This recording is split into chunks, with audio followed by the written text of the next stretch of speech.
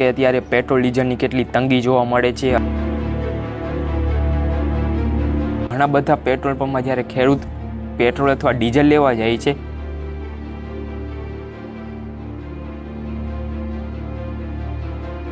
તો આપણે જ ખેડૂત મિત્રો ભેગા થઈને કંઈક કરવું પડશે।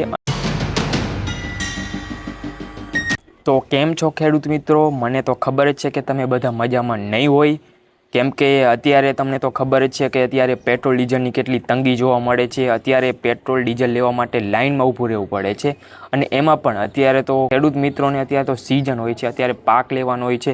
એક બાજુ પાક લેવાનો હોય છે જે આપણે વાવેલો છે ઉનાળાની સિઝનમાં, અને નવું જે સિઝન આવે છે ચોમાસું, એમાં માટે વાવણી કરવાનું હોય છે, ખેતર ખેડવાનું હોય છે, રોટાવેટર દાંતી બધું મારવાનું હોય છે। એના માટે ટ્રેક્ટર હકાવવું પડે છે અને ટ્રેક્ટર માટે અત્યારે ડીઝલની બહુ જરૂરિયાત પડે છે ખેડૂત મિત્રોને, કે ખેડૂત મિત્રોને પોતાની રોજીરોટી ખેતી ઉપર જ નિર્ભર છે અને અત્યારે ડીઝલ અને પેટ્રોલની બહુ તંગી જોવા મળે છે અને એનો ભાવ પણ વધી ગયો છે। અને એ તો ઠીક છે, ભાવ વધી ગયો છે તો પણ ખેડૂત મિત્રો ગમે ત્યાંથી પૈસાનો વ્યવસ્થા કરીને ડીઝલ પણ લે છે તો પણ તેમને નથી મળતું।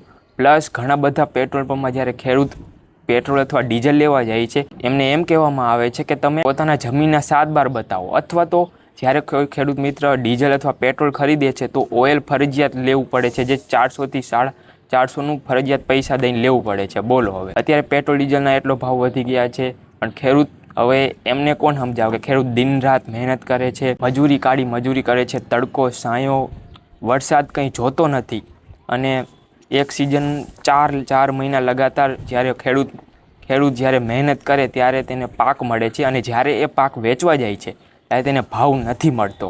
અને એમાં પણ આ પેટ્રોલ ડીઝલના અત્યારે બહુ ભાવ વધી ગયા છે, તો આવું બધું કેવી રીતના પૂરું પાડી શકે એક ખેડૂત? હવે હું પણ એક ખેડૂત જ છું, એક ખેડૂત પરિવારમાંથી જ આવું છું, એટલે હું સમજી શકું।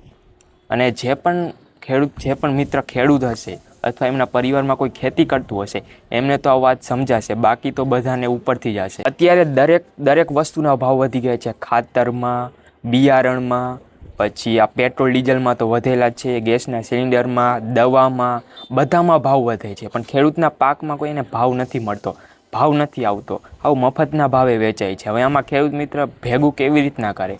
અને એમાં પણ આ નુકસાની આવે અલગ, વાવાઝોડાના લીધે, વરસાદના લીધે, તડકાના લીધે એ નુકસાની આવે તો અલગ। હવે એમાં ખેડૂત મિત્ર પોતાનું ઘર કેવી રીતના ચલાવે, પોતાના ખર્ચા કેવી રીતે કાઢે? તો મારે ખાલી એવું છે કે ખેડૂતને ન્યાય મળવો જોઈએ, કેમ કહું આમ જોવા જઈએ તો આખા દેશનું ઇકોનોમી આ ખેડૂત ઉપર આધારિત છે। જો ખેડૂત મિત્ર 1 થી 2 વર્ષ સુધી જો અનાજ બહાર વેચવાનું બંધ કરી દે ને, ત્યારે લોકોને ખેડૂત મિત્રોની વેલ્યુ સમજાય, ખેડૂતોની પરિસ્થિતિ સમજાય, કેમ કે ખાવા અનાજ જ નહીં રહે તો તમે ક્યાંથી બધું લાવશો?